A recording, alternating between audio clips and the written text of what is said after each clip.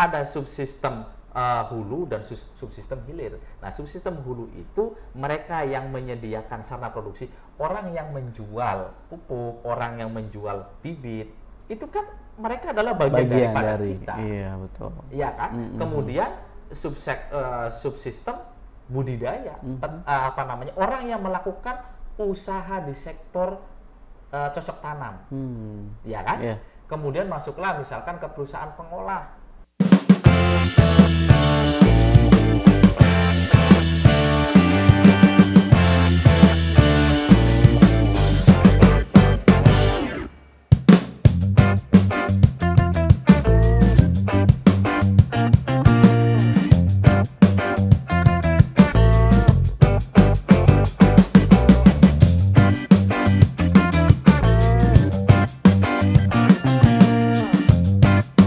Seiring berjalannya waktu, perkembangan zaman makin kesini makin canggih. Nah, anak-anak pun makin banyak nih pengetahuan tentang berbagai macam profesi.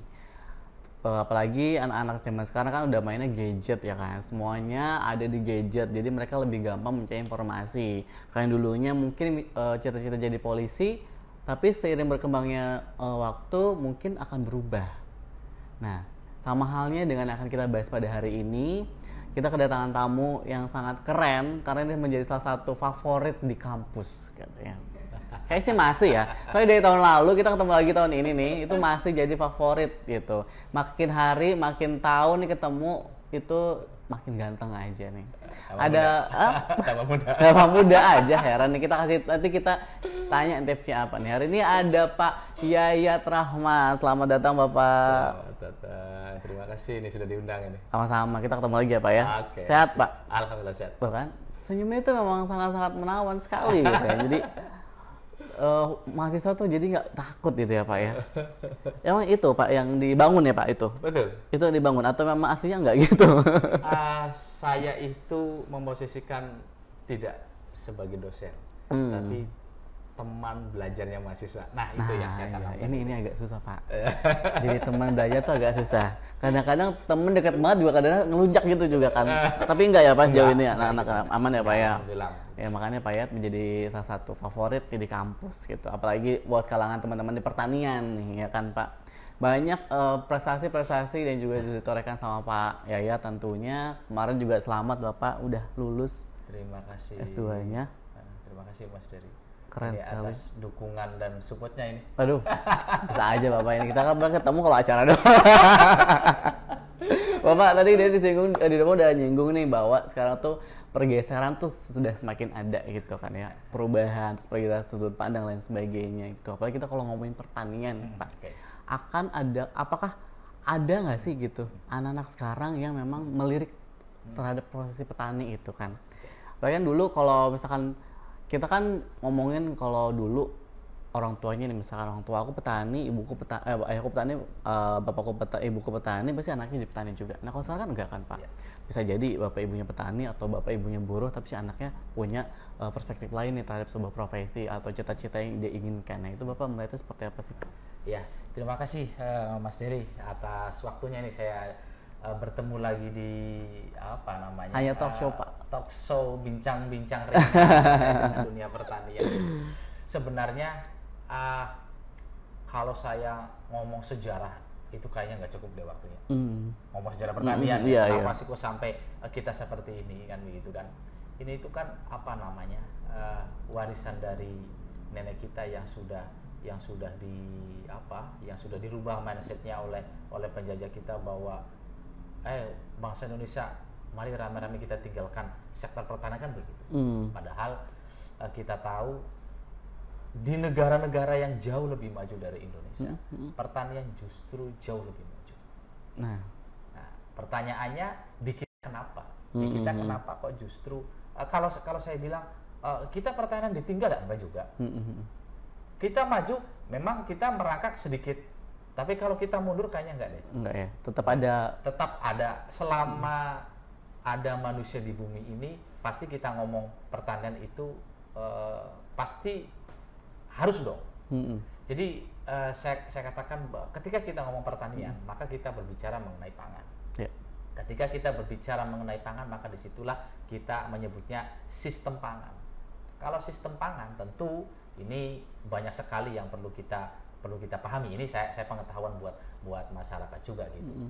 Jangan memandang sebelah mata ketika berbicara mengenai pangan, orang rame-rame membutuhkan pangan, tetapi siapa yang bertanggung jawab untuk menyediakan pangan? Mereka rata-rata menghindar. Saya bukan petani, padahal ngomong pertanian, ngomong pangan, itu tidak hanya kita ngomong petani, karena kita ngomong sistem pangan.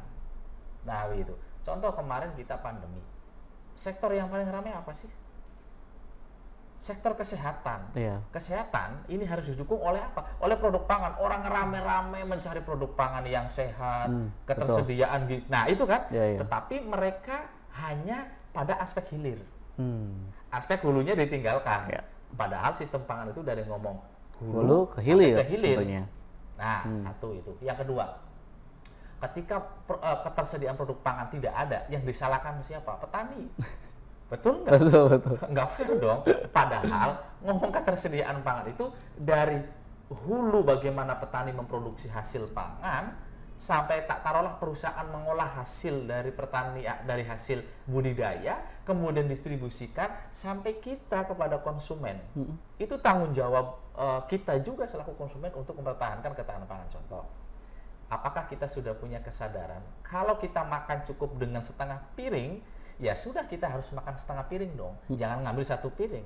Nanti yang setengahnya pasti terbuang dan sampah. Kalau sudah jadi sampah, ini kan upaya kita sama saja untuk menciptakan kondisi ketidaktersediaan. Yang namanya ketersediaan kan mulai dari bagaimana memproduksi sampai ke konsumsi. Konsumen juga perlu bertanggung jawab. Nah, itulah kita ngomong sistem pangan itu di situ. Jadi memang mindset orang tua kita itu melihat pertanian hanya satu sisi. Iya. Padahal tidak ya, Pak ya. Padahal tidak. Saya contohkan lagi. Nah, ini yang kadang kurang bijak juga. Kalau kita melihat orang pedagang beras atau orang yang punya heller penggilingan, itu bukan dikatakan sebagai petani, sebagai pengusaha. Pengusaha, betul. Karena yang ini tadi. Iya kan? Mungkin karena lebih kali itu ya, Pak ya. Iya. Nah, sebenarnya disebut petani itu, apakah mereka juga sebut petani nih si orang pemilik heller ini juga? Iya dong. Dalam agribisnis itu ada sistem, ada subsistem hulu dan subsistem hilir. Nah, subsistem hulu itu mereka yang menyediakan sarana produksi, orang yang menjual pupuk, orang yang menjual bibit. Itu kan mereka adalah bagian daripada kita. Iya, betul. Iya kan? Kemudian subsistem budidaya, orang yang melakukan usaha di sektor cocok tanam.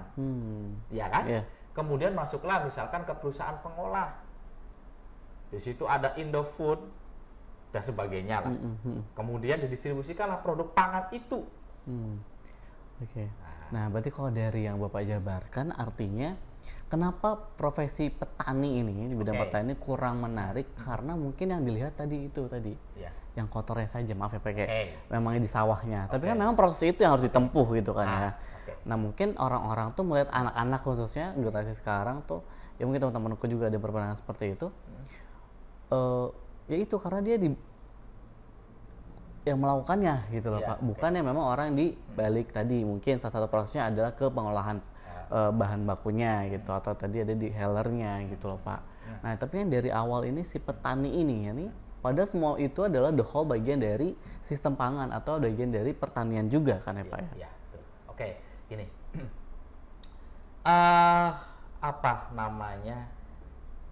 kalau kita melihat pertanian yang hanya mengandalkan lahan sedikit, kemudian melalui proses budidaya yang mungkin dianggap itu kotor, iya betul. Tetapi dalam pergeserannya kemudian berbicara mengenai pertanian itu sudah berbicara teknologi. Maka di kita ini kan dulunya itu namanya jurusan itu budidaya, sekarang rubah menjadi agroteknologi. Karena memang teknologi untuk budidaya. Oke. Ya kan? Nah, bagaimana dengan perkembangan sistem pertanian hidroponik, ya kan? Nah, itu kan sistem pertanian yang lain. Kalau dulu orang mau menghasilkan bibit itu kan melalui proses pemuliaan. Di kita masih ada. Tetapi sekarang sudah mulai kultur jaringan. Banyak sudah dikembangkan ya Pak. Sudah dikembangkan berbagai teknologi yang memang bertugas untuk menopang dunia pangan. Iya. Berarti memang ini tergantung perspektif mungkin ya Pak ya. Betul. Perspektifnya lagi. Lalu kembali lagi Pak, kita kalau ngomongin sektor pertanian nih, sekarang kan udah era digital ya Pak. Yeah. Seberapa pengaruh sih Pak sosial media atau dunia digital ini kepada sektor pertanian itu sendiri Pak? Kalau saya katakan pengaruh, saya lebih tertarik pengaruh yang positifnya ya, pengaruh positifnya itu sangat berpengaruh sekali. Saya punya alumni yang memang dia terjun dalam dunia hidroponik. Okay. Jadi sistemnya itu sudah by digital. Mulai dari bagiannya dia mengalirkan pupuknya sampai ngontrol pertumbuhannya itu melalui digital. Nah, itu kan menggunakan jasa IoT itu. Nah, itu yang kalau kita komit ingin mengembangkan pertanian, makanya di kita pemerintah membuat program petani milenial. Harapannya adalah mereka siap untuk menggunakan teknologi. Nah, gitu.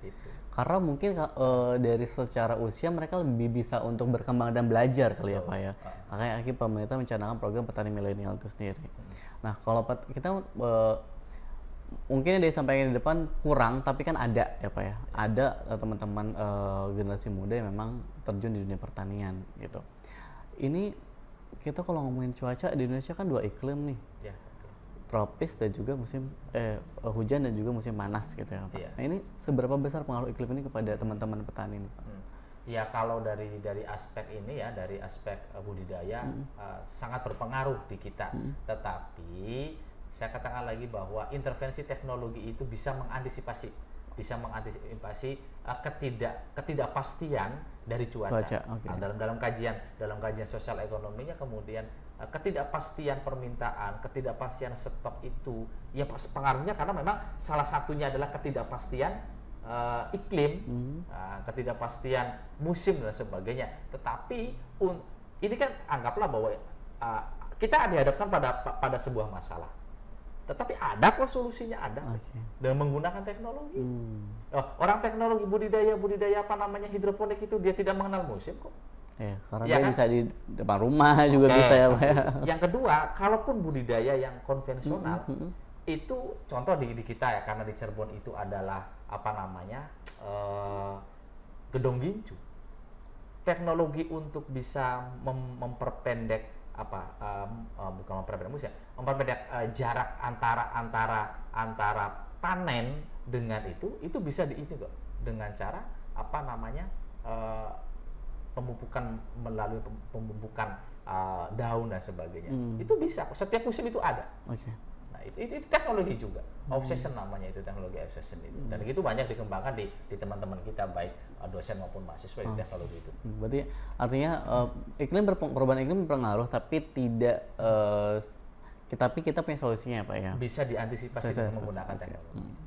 Nah, kalau misalnya kita ngomongin petani muda ya Pak, atau petani milenial, selain iklim tadi bagaimana cara mengatasinya, udah ada teknologi yang mereka pelajari, tapi kan baik lagi nih Pak, kita kalau ngomongin usaha, bisnis itu ada modal. Nah, itu bagaimana nih Pak teman-teman ini bisa mendapatkan modal itu loh untuk memulai usahanya menjadi seorang petani? Kan petani juga ujug-ujug tiba-tiba bisa langsung usaha kan, pasti kan ada proses pemodalan di situ. Itu seperti apa Pak teman-teman kira-kira untuk menghadapinya? Salah satu yang dilakukan oleh pemerintah sekarang itu pemerintah sekarang dengan melegalisasi atau sertifikasi sertifikasi tanah, sertifikasi sawah, sertifikasi rumah, itu kan sebenarnya bisa dimanfaatkan untuk agunan kan, untuk agunan peminjaman modal usaha. Itu kalau kita mau karena perbankan itu sebenarnya bagian daripada kita, perbankan itu. Nah itu, kalau di kita itu ada yang disebut jadi si petani ini kan rata-rata di kita kecil-kecil ya. Kapasitas usahanya kecil, modalnya juga kecil, mungkin juga tidak punya modal, jadi mereka itu menghimpun. Itu namanya pertanian apa istilahnya itu, saya lupa itu.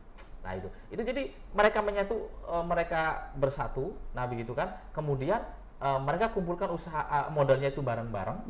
Nah itu bisa juga dengan metode, contoh yang sangat sederhana, kita berkooperasi lah.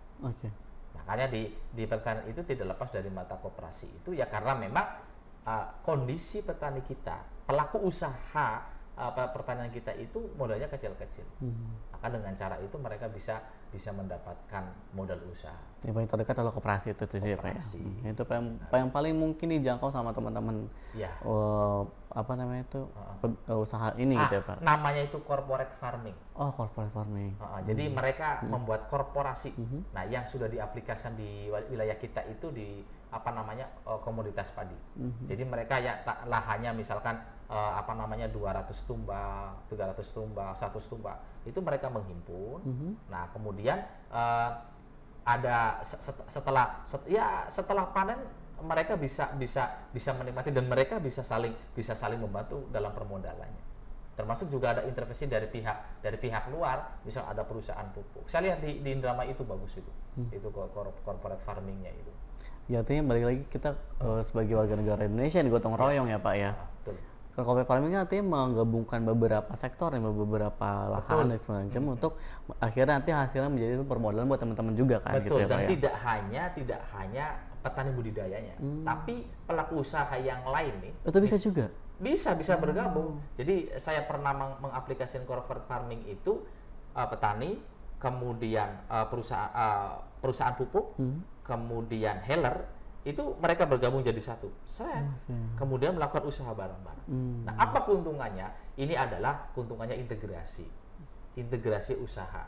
Nah, si pemilik pupuk dia bisa menjual. Betul. Oke kan? Yeah. Nah, kemudian si healer juga dia bisa mendapatkan pasokan gabah dari petani, iya kan? Petani juga bisa dibantu secara permodalan itu. Dari siapa? Ya bisa dari healer, dari perusahaan pupuk juga mereka bisa itu kan menyediakan sarana produksi. Nah, itu korporat. Jadi saling ya Pak ya? Saling itu, integrasi. Bapak udah nyinggung juga nih tadi di depan bahwa ada teknologi atau pengembangan terkait pertanian. Nah ini kira-kira ada hal menarik lagi nggak sih Pak yang mungkin menjadi daya tarik itu buat generasi muda yang memang lebih concern di pertanian gitu Pak? Yang saya tekankan generasi muda sekarang itu, kalau kita bisnis pangan itu tidak akan pernah mati, intinya itu. Tidak akan pernah mati kan itu. Satu itu. Yang kedua, sirkulasinya, perputarannya itu cepat loh sebenarnya. Di kita itu cepat pertanian itu. Ya karena orang berbicara pangan, yang dijual itu produk pangan kok. Butuh. Pasti butuh. Mas Dedi kan tiap hari makan. Betul Pak. Nah, iya kan? Betul. Nah, sehingga dari sekian banyak konsumen produk pangan, ya pasti kalau kita usaha di sektor pertanian, ya perputarannya cepat gitu. Walaupun memang di sektor pangan itu keuntungannya kecil. Iya, marginnya kecil ya Pak ya. Marginnya kecil, tetapi kan permintaannya tiap jam. Betul. Beda dengan misalkan kita usaha bisnis mobil misalnya kendaraan. Kan orang nggak tiap hari beli. Setahun sekali juga sudah untung ya kan? Nanti gaji tahun 10 tahun kan begitu kan? Nanti kalau udah rusak banget baru Pak. Gitu. Kecuali emang ada uang berlebih ya orangnya. Iya kan, hanya orang tertentu. Betul. Kalau makanannya memang jelas kan teman-teman. Pasti teman-teman tiap hari juga makan gitu kan. Betul. Nah itu makanannya teman-teman makan itu merupakan produk pertanian juga kan ya Pak ya? Betul. Karena tadi balik lagi. Dan kalau kita mau mengambil bisnis di bagian subsektor apa, itu kita bisa kok. Dan yang lebih menariknya itu bahwa di sektor pertanian siapapun itu boleh masuk, siapapun boleh membuka usaha. Kalau dia bosan, keluar aja nggak jadi masalah begitu loh. Artinya di sini orang-orang bersaing itu benar-benar sempurna persaingannya gitu. Tidak ada ikatan lah pokoknya. Ini balik lagi tergantung strategi dan inovasi dari masing-masing ya Pak ya. Akhirnya itu yang menentukan bagaimana siapa yang bertahan gitu kan. Saya ada cerita. Ada teman saya, dia seorang dosen. Mohon maaf saya tidak menyebutkan ya. Dia di salah satu fakultas. Yang jelas bukan fakultas pertanian bukan. Satu kali dia terjun di sektor pertanian, dia sekarang tergila-gila di dunia pertanian. Ternyata katanya lebih nyaman. Betul. Dia lebih enjoy katanya. Berangkat itu kan pagi gitu kan, ke sawah gitu kan, pulang sore. Apa mikirnya apa coba?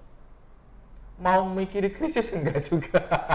Mungkin udah modalnya udah gede kali Pak. Enggak juga dia. iya. Dia kalau saya lihat kurang dari setengah hektar awalnya. Oh, awalnya tuh. Awalnya kurang dari setengah hektar. Sampai sekarang itu ya pokoknya sudah bagus lah saya katakan. Itu berjalan kurang lebih 3 tahun 4 tahun. Dan bahkan kalau ada kesempatan, saya mau di sektor pertanian aja katanya begitu. Enak nyaman katanya gitu. Iya sih ya. Maksudnya kayak nah, Mas Dery, kalau di masa di tengah-tengah masyarakat kita nih desa, orang kalau punya lahan sawah, itu katanya itu hidupnya itu lebih adem. Iya, lebih tentram katanya. Lebih tentram. Pak. Karena nggak mikir apa-apa. Iya. Karena makannya sudah dari situ. Padahal itu harga beras itu sebenarnya murah, yang mahal itu kan lauknya ya. Itu. Lauk ayam, daging. Tapi justru orang lebih nyaman katanya. Nggak tahu. Iya, memang. Iya, apalagi kalau misalkan udah hidupnya di pedesaan, ya, walaupun rumahnya kecil tapi pekarangannya luas, sawahnya berhektar-hektar, itu adem ya. Dan anehnya ketika orang di desa yang lahannya itu hektaran, itu bukan petani, pengusaha sudah nyebutnya. Iya kan? Iya juga, karena mungkin asetnya lebih banyak Pak. Akhirnya apa disebut pengusaha? Iya. Padahal petani juga ya Pak. Petani juga, farmer sama begitu. Ya itu gitu. Dan ya ini image yang kemudian kurang baik di tengah-tengah masyarakat. Kita melihat pertanian itu hanya satu sisi. Tapi coba kalau di luar, nih kebetulan mahasiswa saya yang lagi magang di Jepang. Sebelumnya ada ini teman dari Garut. Teman dari Garut. Dia jurusannya itu adalah sastra bahasa Jepang. Sastra bahasa Jepang. Sastra bahasa Jepang. Merantaulah di Jepang, mengembangkan pertanian Jepang. Dengan bahasanya. Dengan modal bahasa mengembangkan pertanian di sana dan maju. Kemarin itu tahun kemarin dia mudik, mampir ke kampus kita kumpulin mahasiswa. Kita bikin kuliah tamu. Tuh. Seru. Iya. Kadang begini, ada anomali nih gitu kan. Di negara yang maju itu justru pertanian semakin diperhatikan. Tapi di negara berkembang di negara sebaliknya. Sebaliknya. Nah begitu. Ini masyarakatnya lah. Gitu, masyarakatnya. Iya. Kenapa begitu? Mungkin ya salah satunya dukungan kebijakannya kurang mungkin. Tapi kalau saya lihat sekarang sudah bagus kok kebijakan-kebijakan yang dibuat oleh pemerintah untuk mendukung sektor pangan. Sudah bagus. Kalau ngomongin kebijakan Pak, itu kan tadi ngaruh lagi dengan selain modal di awal, tentunya harga jual, ya kan? Harga jual ini kan ada unsur kebijakan juga nih, ada campur tangan pemerintah juga di sini. Nah, itu mungkin kan dari beberapa, ya mungkin ini kenapa akhirnya kurang diminati pertanian ini karena tidak adanya kesejahteraan akhirnya karena tidak adanya pemerataan itu sendiri gitu Pak. Nah Bapak melihatnya seperti apa dan peran pemerintah itu harus di mana sih Pak? Gitu. Saya mengatakan begini dulu Mas Dery. Sebenarnya kalau kita usaha di sektor pertanian itu untung. Cuman karena lahannya itu sempit, kapasitas usaha kalau diolah pengolahannya itu juga kecil, sehingga keuntungannya juga kecil. Tapi bagaimana dengan mereka yang lahannya itu luas? Kalau usaha olahan mereka juga punya kapasitas yang besar, keuntungannya juga besar. Untung sebenarnya kalau usaha di pertanian itu untung. Cuma untungnya nggak gede. Beda dengan negara yang memang dia lahannya luas-luas. Oke. Tapi berarti kembali lagi ke jumlah produksi atau kuantitasnya mungkin ya Pak ya kan? Kalau tadi Bapak sampaikan bahwa untung sebenarnya untung cuma marginnya kecil kalau kita ngomongin di produk di pangan itu sendiri gitu kan. Cuma kan nih kalau misalkan dikait dengan kualitas yang besar juga hasil juga lebih besar kan Pak. Tuh. Ya beda dong Mas Dery. Saya bisnis emas, Mas Dery bisnis beras. Ya. Saya menjual 1 kilo emas itu kan sudah ratusan juta. Betul. Untungnya. Tapi Mas Dery untuk menjual beras, ya kan, begitu kan, untuk mendapatkan ratusan juta kan ratusan ribuan ton. Betul. Harusnya, ya kan? Iya, benar Pak. Bapak 1 kilo emas ratusan juta, saya 1 kilo beras cuma 15.000. Iya kan? Iya juga sih. Waduh, begitu. Ya itu memang kelemahan di sektor pertanian itu kalau kita bisnis maka kapasitasnya itu harus banyak. Tetapi sekarang begini, dengan perubahan atau pergeseran permintaan produk pangan oleh konsumen, ini preferensi konsumen modern itu mereka banyak menuntut kualitas. Daripada kuantitas. Maka sekarang juga pertanian kita itu mengarah ke kualitas.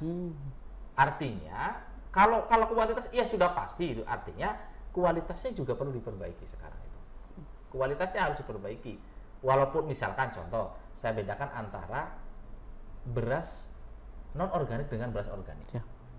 Beras non organik itu kan harganya misalkan sekarang itu misalkan 10.000. Kalau organik bisa 17.000. Betul. Artinya dengan jumlah kecil, dengan kapasitas kuantitas yang sedikit sama. Atau yang sama, tetapi yang organik lebih mahal. Lebih besar keuntungannya kalau kita usaha.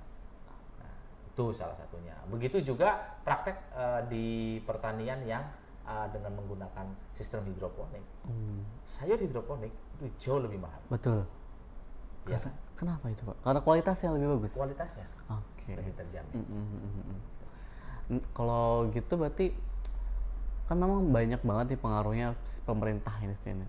Harapannya seperti apa sih, Pak, untuk pemerintah ini memfasilitasi teman-teman dari pertanian, sektor pertanian ini, Pak? Saya teringat tahun 80-90 itu sektor pertanian begitu booming karena memang salah satu visi dari pembangunan Indonesia itu adalah ketersediaan produk pangan atau ketahanan pangan. Dalam hal ini adalah ketahanan pangan produk beras. Maka disitulah sektor pertanian itu begitu berkembang, begitu maju, dan dampaknya apa? Ya minat mahasiswa ke perguruan tinggi masuk di Fakultas Pertanian. 80-90, kemudian tahun 2000. Nah ini terakhir nih. Ini terakhir. Nah, kemudian ya ini tentunya karena pertanian itu adalah kalau saya katakan itu fakultas sektoral. Kalau lagi maju karena dukungan pemerintah atau program pemerintah, ya peminatnya banyak. Begitu juga fakultas yang lain. Terkecuali fakultas yang non sektor. Itu mereka cenderung stabil aja. Nah, itu stabil, bahkan ada tren naik kan begitu. Kalau kita kan di itu. Tetapi kalau sekarang pemerintah sudah banyak juga beberapa program untuk implementasi pengembangan di sektor pertanian gitu. Ini mudah-mudahan dengan dukungan kebijakan yang real itu, begini, yang real itu. Ketika petani menanam, maka mereka menjual bisa untung. Dan ketika konsumen membeli dengan harga yang lebih murah, itu kebijakan yang bagus. Jadi intervensinya tidak hanya di hulu, tetapi juga di hilir juga. Memang ada beberapa komoditas yang sudah diintervensi dari intervensi harga dari pemerintah. Contoh beras, gula. Nah, itu kan diintervensi. Tetapi untuk produk yang lain belum. Kalau intervensi dari hulu dan hilirnya ada, ya mudah-mudahan bisa bisa memberi kontribusi bagi pembangunan pertanian itu sendiri. Ya intinya sih lebih ke kerjasama ya Pak, kerjasama, dan ada beberapa sektor, ada beberapa aspek yang memang harus diperhatikan nih. Karena mungkin tadi kurang diminati karena memang ada beberapa yang ditekan cuma di hulunya aja. Akhirnya kan mungkin para petani yang menjual gabahnya merasa tidak sejahtera, sedangkan dari pihak hilirnya si konsumen pengennya yang murah tapi kualitasnya juga bagus. Nah ini juga menjadi dilematik yang mudah-mudahan sih nanti ke depannya bisa lebih berkembang lagi dan juga lebih baik lagi gitu kan Pak. Nah terkait teknologi yang sekarang ada nih Pak, ini bagaimana sih generasi muda kita memanfaatkan teknologi yang sudah ada untuk sektor pertanian dan pendidikan itu sendiri di sektor pertanian Pak? Ya, baik di kampus maupun di institusi yang lain itu kan sekarang sudah banyak dikenalkan teknologi yang terkait dengan dunia pertanian ya, baik dari aspek budidayanya maupun pada aspek pengolahan hasilnya, sampai teknologi itu juga masuk ke dalam sektor pemasarannya. Nah itu kan kalau sekarang di tren gitu kan dengan pemasaran online dan begitu kan, digital marketing dan sebagainya. Nah itu juga memang kalau saya lihat justru anak muda lebih suka main ke sana. Saya contohkan, ada alumni kita agronomis itu, dia memanfaatkan digital untuk aplikasi bisnis di sektor pangan. Jadi dia mampu membangun komunikasi dengan petani sebagai pemasok. Dia juga mampu mengkomunikasi produknya itu ke konsumen dengan digital juga. Nah, sekarang usahanya berkembang dan cabangnya tuh di Bandung sih dia sudah buka. Awalnya di kota. Itu keuntungannya sudah lumayan itu dia. Nah, itu apa namanya? Artinya sudah ada bukti kok sebenarnya teknologi itu diserap oleh kita ini di sektor hilir ya pemasarannya. Di teknologi budidayanya itu juga sudah banyak.